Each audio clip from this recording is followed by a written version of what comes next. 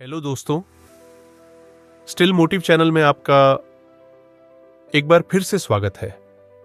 दोस्तों, क्या आपने कभी सोचा है कि कुछ लोग पूरी जिंदगी मेहनत करते रहते हैं, फिर भी पैसों के लिए परेशान रहते हैं, और कुछ लोग कम मेहनत करके भी धीरे धीरे अमीर बनते चले जाते हैं। क्या फर्क सिर्फ किस्मत का है? क्या अमीर लोग हमसे ज्यादा होशियार होते हैं, या फिर उन्हें पैसों का कोई ऐसा राज पता है जो आम लोगों को कभी सिखाया ही नहीं गया? दोस्तों, आज की वीडियो आपकी सोच बदल सकती है, क्योंकि आज हम बात करेंगे दुनिया की सबसे मशहूर फाइनेंशियल माइंडसेट किताब रिच डैड पुअर डैड की। यह सिर्फ पैसे कमाने की किताब नहीं है। यह किताब आपको सिखाती है पैसा कैसे सोचना है, पैसा कैसे संभालना है, और पैसा अपने लिए कैसे काम करवाना है। अगर आप इस वीडियो को आखिर तक देखेंगे तो हो सकता है आपकी आने वाली जिंदगी का रास्ता बदल जाए।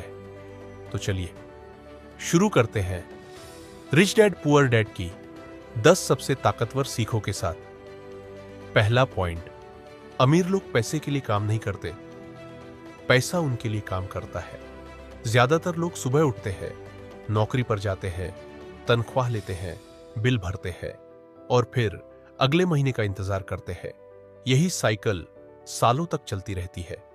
लेकिन अमीर लोग सोचते हैं, मैं कितने घंटे काम करूं यह जरूरी नहीं, जरूरी यह है मेरा पैसा कितने घंटे काम कर रहा है।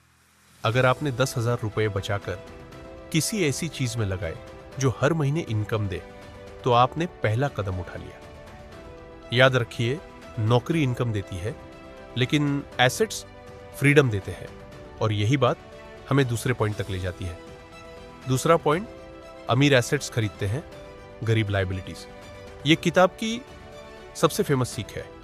एसेट क्या है? वह चीज जो आपकी जेब में पैसा डाले। लायबिलिटी क्या है?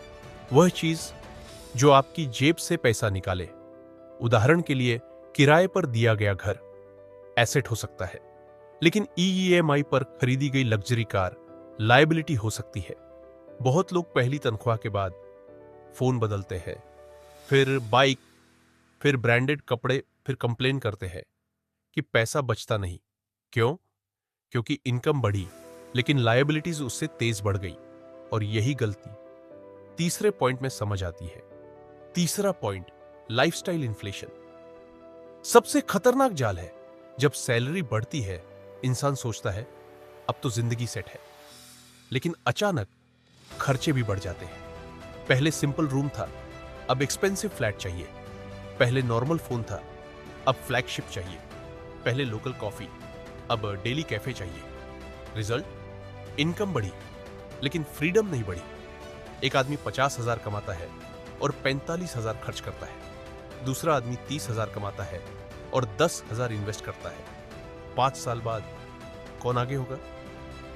जवाब साफ है, कमाई से ज्यादा आदत मैटर करती है। और यही हमें चौथे पॉइंट पर ले जाता है। चौथा पॉइंट, फाइनेंशियल एजुकेशन। स्कूल नहीं सिखाता।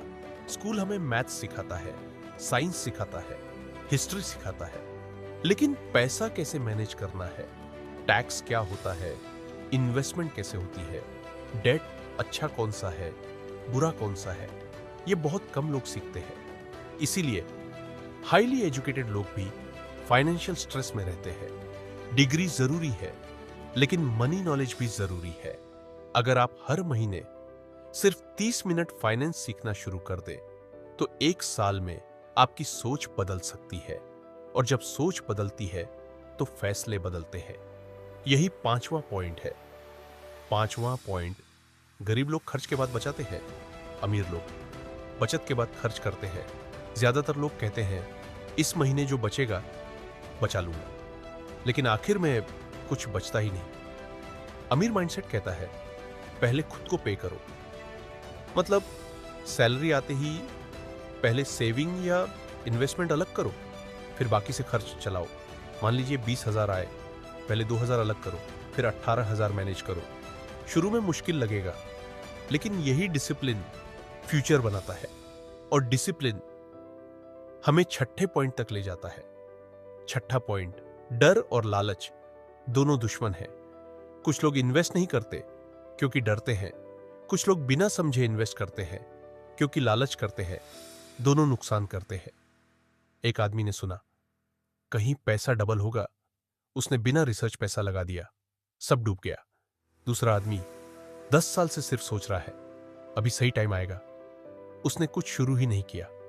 याद रखिए, डर आपको रोकता है, लालच आपको अंधा करता है, लेकिन नॉलेज आपको बैलेंस देती है और बैलेंस हमें 7वें पॉइंट पर ले जाता है। 7वां पॉइंट, साइड इनकम नई आजादी का रास्ता है। अगर आपकी सिर्फ एक इनकम है तो आपका रिस्क भी एक ही सोर्स पर टिका है। अगर नौकरी गई, इनकम गई। इसलिए आज के दौर में एक एक्स्ट्रा स्किल जरूरी है। Freelancing, online business, content creation, teaching, small service, कुछ भी। शुरुआत छोटी हो सकती है, लेकिन साइड इनकम कॉन्फिडेंस देती है और कॉन्फिडेंस इंसान को बड़े फैसले लेने की ताकत देता है। यही 8वां पॉइंट है। 8वां पॉइंट, मौके समस्या के अंदर छुपे होते हैं। गरीब लोग प्रॉब्लम देखते हैं, अमीर लोग उसी प्रॉब्लम में मौका देखते हैं। लोग कहते हैं मार्केट डाउन है, स्मार्ट लोग कहते हैं सीखने का टाइम है। लोग कहते हैं कंपटीशन ज्यादा है, स्मार्ट लोग कहते हैं डिमांड भी ज्यादा है। लोग कहते हैं मेरे पास पैसे नहीं, स्मार्ट लोग कहते हैं मेरे पास स्किल तो बन सकती है। डिफरेंस हमेशा रिसोर्सेस का नहीं होता, डिफरेंस नजरिए का होता है और नजरिया हमें 9वें पॉइंट तक ले जाता है। 9वां पॉइंट, काम सिर्फ सैलरी के लिए मत करो, सीखने के लिए करो। बहुत लोग जॉब चुनते हैं सिर्फ सैलरी देख, लेकिन स्मार्ट लोग पूछते हैं यह जॉब मुझे क्या सिखाएगी? Sales, communication, management, marketing, leadership, क्योंकि स्किल्स फ्यूचर की करेंसी है। आज कम सैलरी वाली सीख कल बड़ी इनकम बन सकती है।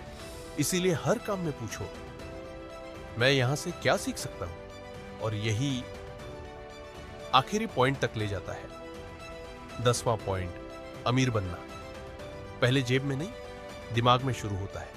अगर इंसान सोचता है मैं नहीं कर सकता, मेरे पास कुछ नहीं, मेरे बस की बात नहीं, तो पैसा भी उससे दूर रहता है। लेकिन जब इंसान सोचता है मैं सीख सकता हूं, मैं बदल सकता हूं, मैं छोटे कदम से शुरू कर सकता हूं, तब रास्ते खुलने लगते हैं।